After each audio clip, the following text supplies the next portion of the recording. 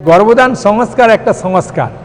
তা সেই সংস্কারটা কি না, স্বামী স্ত্রী যখন ইচ্ছা করবে যে আমি সন্তান চাই, তাহলে তার আগে সেই স্বামী স্ত্রীকে সাধারণত একটু উপবাস থাকলে ভালো।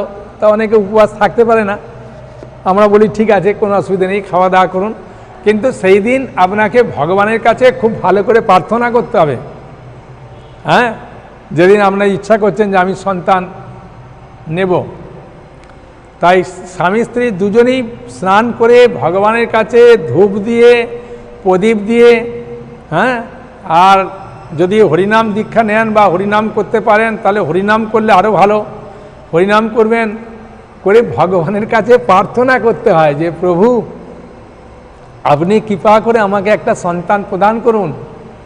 আপনি যেমন চাইবেন, রূপবান, গুণবান, ধনবান, ঐশ্বর্যবান, যেমন বলতে পারেন, হ্যাঁ, যে আমার কন্যা বা পুত্র সন্তান যাই হোক না কেন সে যেন ভালো মেধাবী হয়, সে যেন ভালো হয়, হ্যাঁ, তার আচার ব্যবহার যেন সুন্দর হয়, সে যেন আমাদের ভালোবাসে, তার আত্মীয় স্বজনদের ভালোবাসে, ঠাকুমা দাদুদের ভালোবাসে, মেয়ে হলে শ্বশুর শাশুড়ি যাদের সঙ্গে সম্পর্ক আছে তাদের সঙ্গে যেন সম্পর্ক ভালো থাকে, হ্যাঁ, এবং আমার নাতি নাতনি যেন সুস্থ থাকে এবং তাদেরও সন্তান যেন ভালো হয়, হ্যাঁ, এইভাবে মঙ্গল কামনা করে। যেমন মা বাবা তার সন্তানের মঙ্গল কামনা করে, স্বাভাবিক।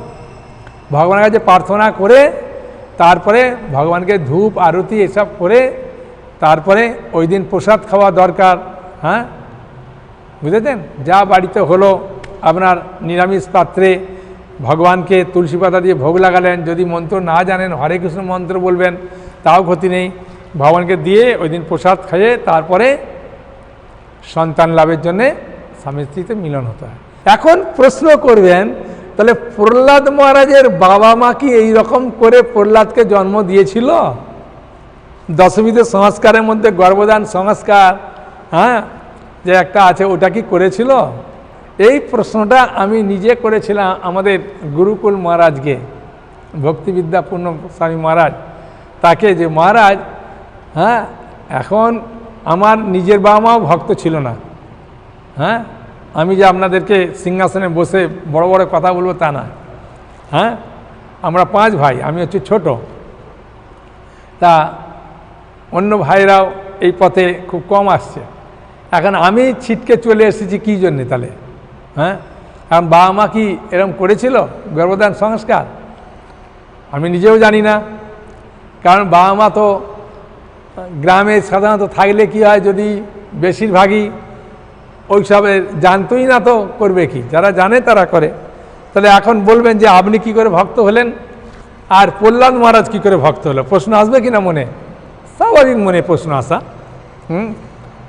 এটা হচ্ছে কি, এই যে জন্মটা হয় এটা 1 নম্বর হয় পূর্বজন্মের সংস্কারের থেকে আসে। তাহলে পূর্বজন্মের সংস্কার যদি ভালো হতো তাহলে অসুরের কুলে কেন জন্ম নিল? প্রশ্ন আসবে আবার মনে। না, এগুলো মানে একটা কারণে হয় না, এর মধ্যে বহু কারণ যুক্ত আছে, 1 নম্বর। 2 নম্বর হচ্ছে এ জন্মেই আমি যা করছি তার ফল হিসাবে নয়, আমার আগের জন্মে কি তার আগের জন্মে বা তার আগের জন্মে কোনো কিছু আছে, তারপরে বৈষ্ণবের আশীর্বাদ আছে। আবার যেদিন, হ্যাঁ, যখন বাবা মা গর্ভদান সংস্কার না করে মিলন হয়েছিল সেই দিন কোন চেতনায় ছিল? হ্যাঁ, সবসময় চেতনা আমাদের ঠিক থাকে না, ওই দিন ওই সময় চেতনা দেখা যাচ্ছে শুদ্ধ ছিল, তাই শুদ্ধ চেতনার ফলে সন্তান ভালো হবে। অনেক কিছু কারণ আছে, একটা কারণের মধ্যে আপনি সূত্র ফেলে দেবেন, দিয়ে বলবেন হ্যাঁ যে এই সূত্রতে অঙ্ক মিলছে না কেন? না, এই পারমার্থিক পথে বিভিন্ন দিক থেকে সূত্র আছে। হ্যাঁ, যেমন সমুদ্রে এক নদীর জল আসে না, বিভিন্ন নদীর জল, খালের জল, ড্রেনের জল, নোংরা জল সব এসে হাজির হয়। হ্যাঁ, বুঝেছেন? সেরকমভাবে বিভিন্ন কারণে আমাদের জন্ম হয়, একটা কারণে হয়। ওই বাবা মার গর্ভে কেন এলাম, ওই পরিবেশে কেন এলাম, ওই জায়গায় কেন জন্ম নিলাম, হ্যাঁ, বুঝেছেন? আমি কেন কালো হলাম, আমি কেন ফর্সা হলাম, আমি কেন বেঁটে হলাম, হ্যাঁ, আমার দাঁতগুলো কেন ফাঁক ফাঁক থাকলো, আমার মুখটা কেন উজ্জ্বল নয়, আমরা মনে বিভিন্ন রকম প্রশ্ন দেয়। সব কিছু বিভিন্ন কারণে এগুলো হয়, একটা কারণে নয়। সব কর্মফল অনুযায়ী, এটা ঠিক। হ্যাঁ, তা শাস্ত্রে আছে আপনি যে কোনো কর্মফলে, যে কোনো জায়গায়, যে কোনো পরিবারে, যে কোনো বাবা মার কাছে জন্ম নিন না কেন, এই ভক্তি করতে আসতে আপনার কোনো অসুবিধে নাই। হ্যাঁ, সাধু সঙ্গের ফলে বিভিন্নভাবে কারণে হতে পারে। বুঝলেন? একটা আছে কৃপা, একটা আছে করুণা।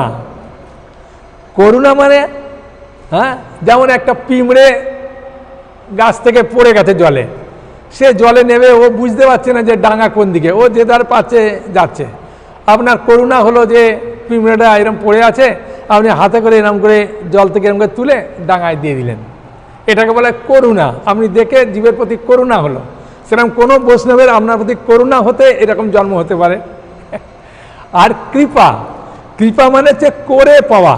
হ্যাঁ, মনে করুন আপনি কোনো বৈষ্ণবের সেবা করেছেন, হ্যাঁ, বা গীতা দান করেছেন, বা কোনো মন্দিরে গিয়ে আপনি তুলসী পাতা দিয়েছেন, ফুল দিয়েছেন, বা এই একটা মাস তুলসী মহারানীকে জল দিচ্ছেন, হ্যাঁ, পরিক্রমা করছেন, বা আপনার গাছের তুলসী নিয়ে ভগবান শ্রীকৃষ্ণের চরণে দিচ্ছেন, হ্যাঁ, বা পবিত্র নদীতে আপনি স্নান করছেন, বা কোনো বৈষ্ণবের সেবা করেছেন, বা কোনো বৈষ্ণবকে আপনি দক্ষিণা দিয়েছেন, বা হরিনাম করেছেন, হরিনাম শুনেছেন, সব একসঙ্গে বিভিন্ন জায়গায় এগুলো সব সঞ্চিত থাকছে।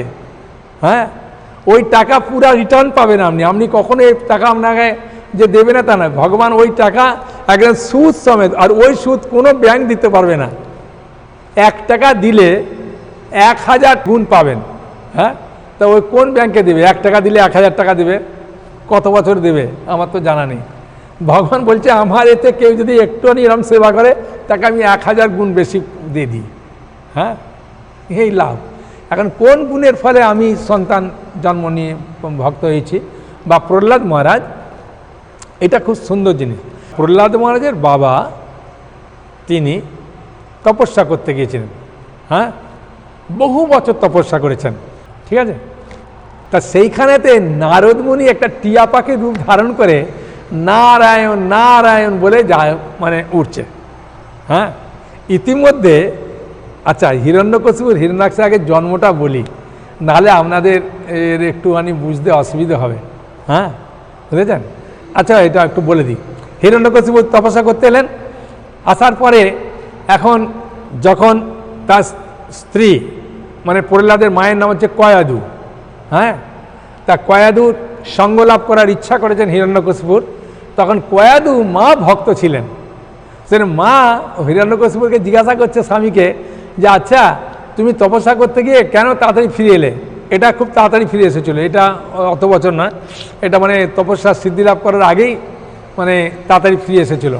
হ্যাঁ, আর হিরণ্যকশিপু বলছেন আমার ভাই হিরণ্যাক্ষকে যে বধ করেছে বিষ্ণু নারায়ণ, আরে একটা পাখি সেই নাম আমার শত্রুর নাম আমার কাছে করছে, তা আমার শত্রুর নাম বলতে আমার প্রচণ্ড ক্রোধ এলো, ধ্যান ভঙ্গ হয়ে গেল, তা আমি ফিরে এসেছি।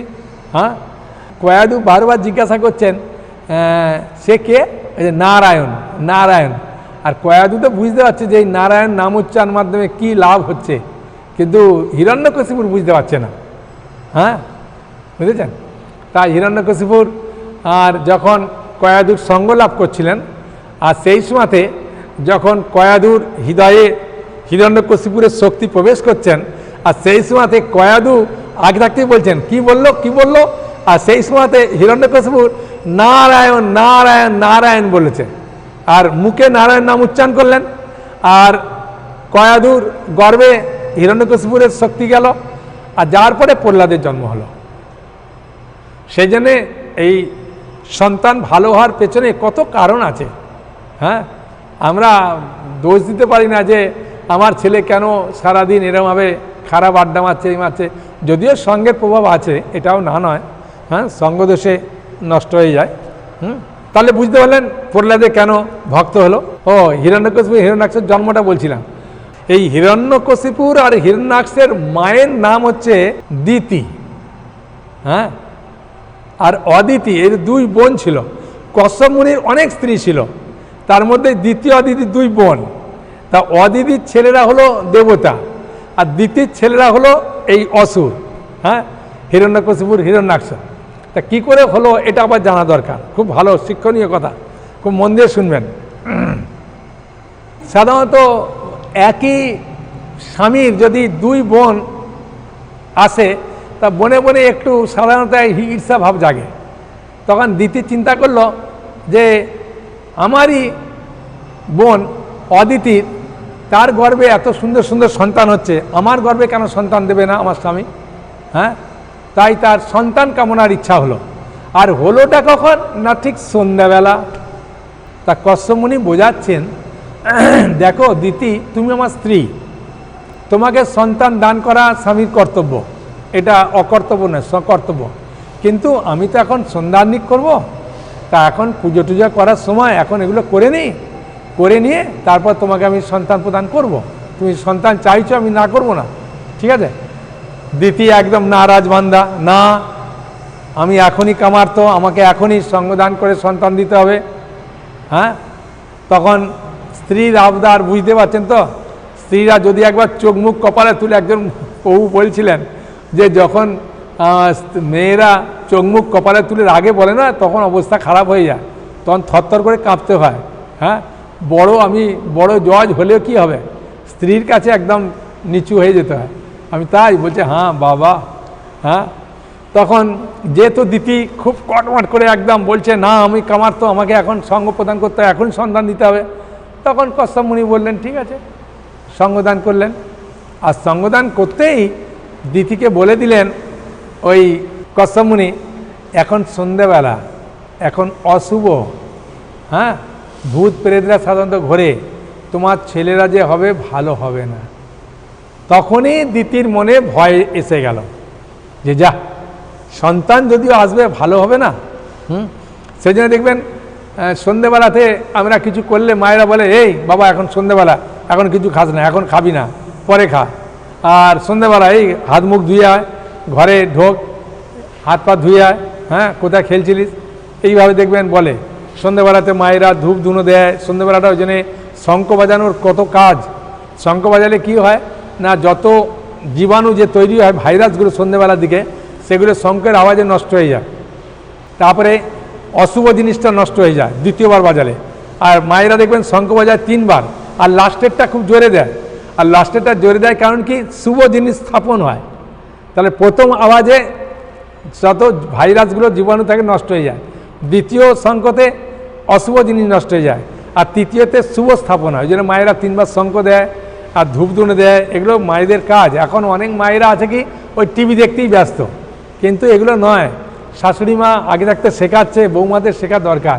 আর এখন শাশুড়ি মা কোথায় থাকবে, ছেলে বৌমা তো নিয়ে চলে যাচ্ছে যেখানে চাকরি করে, তো শাশুড়ি মায়ের স্পর্শই পায় না। হ্যাঁ, শিক্ষা পাবে কী করে? আর নিজের বাড়িতে মা একটু করলে মেয়ে দেখা যায় যে পড়াশোনায় ব্যস্ত আর টিভি দেখতে ব্যস্ত, গল্প।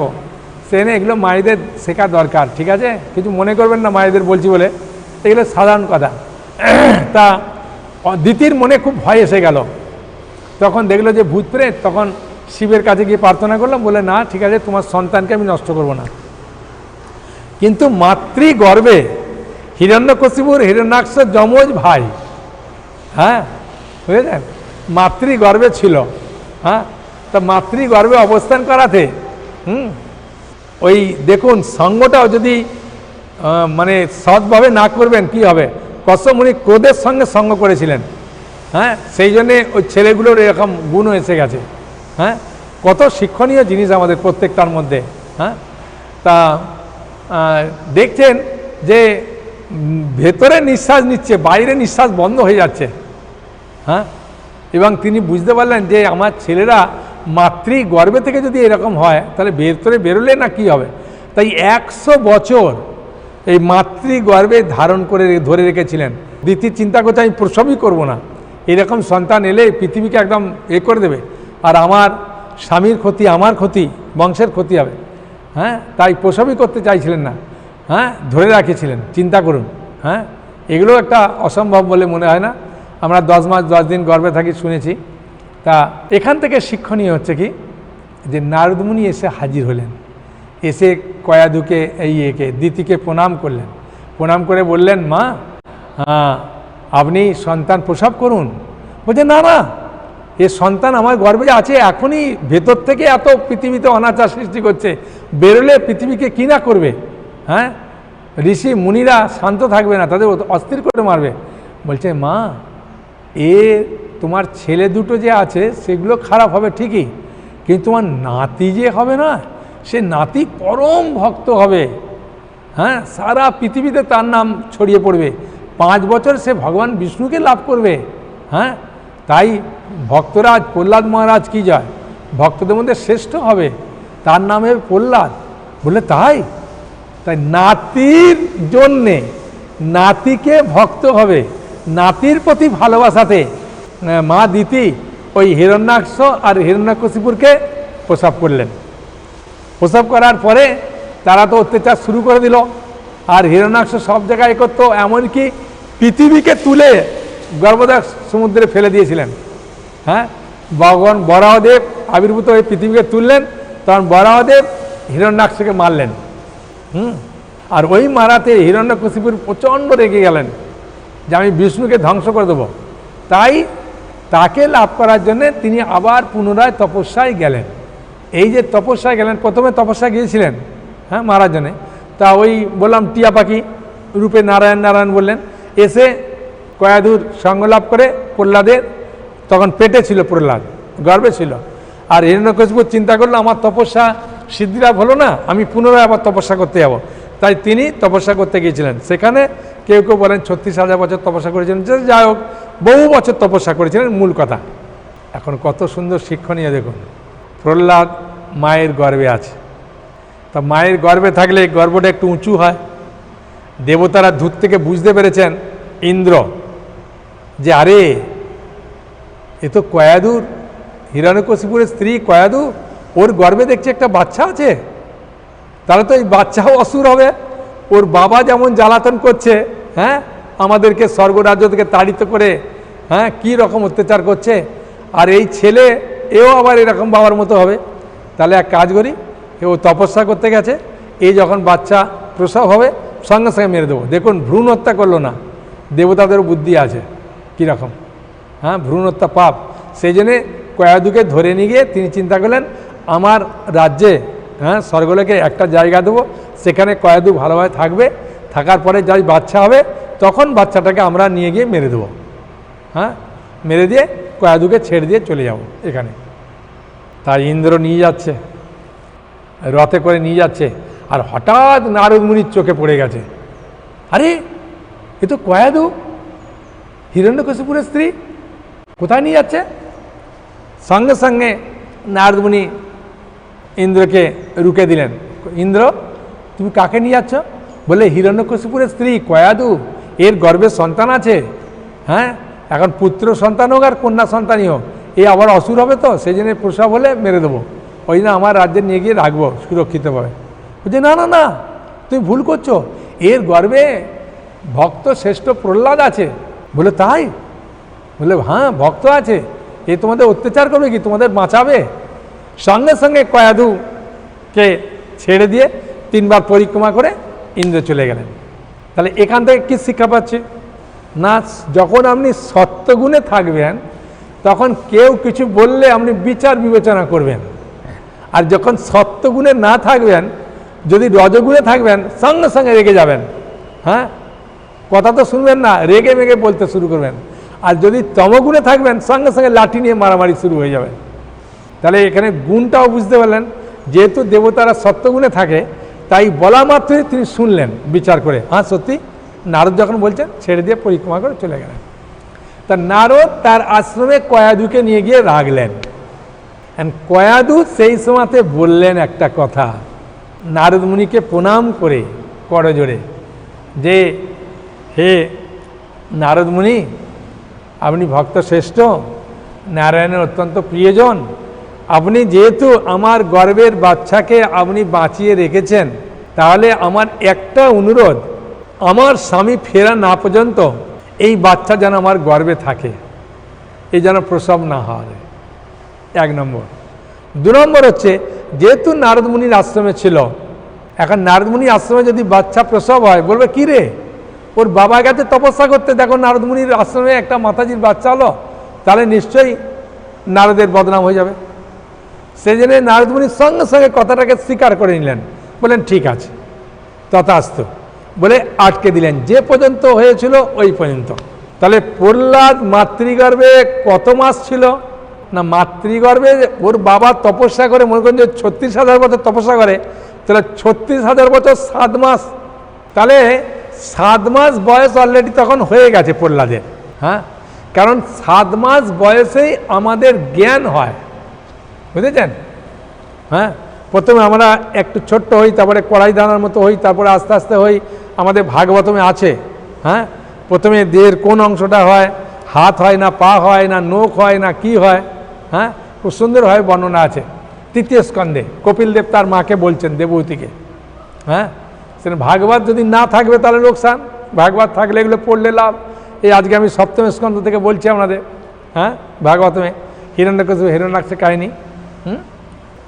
তা এখন প্রহ্লাদের তাহলে বয়স 7 মাস হয়ে গেছে, কেন 7 মাস বয়সে জ্ঞান হয়। হ্যাঁ, বুঝেছেন? তখন ভগবান একবার এসে দেখা দেয়, এটা চৈতন্য ভাগবতে আছে। হ্যাঁ, মধ্যলীলার প্রথম খণ্ডে 220-222 নম্বর শ্লোক পেলে দেখতে পাবেন, লেখা আছে, মানে ওই চ্যাপ্টারটাতে পুরো আছে। হ্যাঁ, যে মাতৃগর্ভে জীবের অবস্থান, জীবের দুঃখের কথা, ওই একটা চ্যাপ্টার আছে। হ্যাঁ, বেশি শ্লোক নেই, 30-35টা শ্লোক আছে প্রায়। ওই চ্যাপ্টারটা পড়লে বুঝতে পারবেন প্রথম খণ্ডটা। হ্যাঁ, মধ্যলীলা চৈতন্য ভাগবতে। তাহলে প্রহ্লাদের জ্ঞান হয়ে গেছে। প্রহ্লাদ তার সমবয়স্ক বাচ্চাদেরকে যখন উপদেশ দিচ্ছিলেন, তখন বাচ্চারা, শিশুরা বলছেন, আচ্ছা প্রহ্লাদ, তুমি যে স্কুলে ভর্তি হয়েছ আর আমরা ওই স্কুলে ভর্তি হয়েছি, তুমি আমার থেকে 1 বছর বড়, কারো 1 বছর কারোর কাছ থেকে ছোট, কিন্তু তোমার মধ্যে এত সুন্দর জ্ঞান কোথা থেকে প্রবেশ করলো? তখন প্রহ্লাদ মহারাজ বললেন, আমি যখন মাতৃগর্ভে ছিলাম তখন আমার মায়ের কান দিয়ে নারদ মুনির এই সুন্দর সুন্দর উপদেশ শ্রবণ করেছিলাম। তাহলে এখান থেকে শিক্ষা হচ্ছে, গর্ভে যখন সন্তান থাকবে আপনাকে খুব সাবধানতা অবলম্বন করতে হবে। তখন একটু গীতা, ভাগবত, চৈতন্য চরিতামৃত পাঠ করতে হবে, তখন একটু বেশি করে পূজা দিতে হবে, তখন বেশি ঝাল, বেশি টক, বেশি কিছু এরমভাবে খাওয়া উচিত নয়। শাশুড়ি মারা বলে যে একটু ঘিয়ের জিনিস বৌমা অল্প অল্প খাও, আর তখন বলবে বৌমাকে, মা তখন বলে দেয় যে মা তুমি আগেকার প্রাচীন মানুষ, এখন আমায় আধুনিক মানুষেরা এরকম নয়, বলে খায়, খা বাবা। আর তখন বাচ্চা খুব কষ্ট পায় ভেতরে, আর মা মনে করে আমার বাচ্চা নড়ছে, আরে ভাই বাচ্চাটা কষ্ট পাচ্ছে। সেই জন্যে মাতৃগর্ভে যখন 7 মাস, শুধু নয়, বাচ্চা আসা মাত্রই আপনাকে হরিভজন করা দরকার, ভগবানের কাছে প্রার্থনা করা দরকার যে ভগবান আমি যেন খুব সুন্দরভাবে সন্তান প্রসব করতে পারি, আমার সন্তান যেন জীবিত থাকে, আমার সন্তান যেন ভালো হয়, বলে একটু গীতা পাঠ করা দরকার, ভাগবত পাঠ করা দরকার, চৈতন্য চৈতামৃত পাঠ করা দরকার, না হলে একটু শোনা দরকার, ভগবানের কাছে গিয়ে প্রার্থনা করা দরকার, ভগবানকে ফুল দেওয়া দরকার, তুলসী পাতা দেওয়া দরকার, এগুলো দরকার। এই প্রহ্লাদ মহারাজের শিক্ষা থেকে পাচ্ছেন, মায়ের কান দিয়ে যায়। হ্যাঁ, আর বাচ্চা নাড়ির মাধ্যমে রস পেয়ে ও মোটা সোটা হয়। হ্যাঁ, আপনি যেটা খাবেন সেটা থেকে যে রস হয়, সেই রসের মাধ্যমে, ওই জন্য বলে না, হ্যাঁ, নারীর সঙ্গে যোগাযোগ মায়ের, এই জন্য মায়ের সঙ্গে বলে নারীর সঙ্গে যোগাযোগ। ঠিক আছে, হরে কৃষ্ণ কৃষ্ণ কৃষ্ণ কৃষ্ণ হরে হরে, হরে রাম রাম রাম হরে হরে।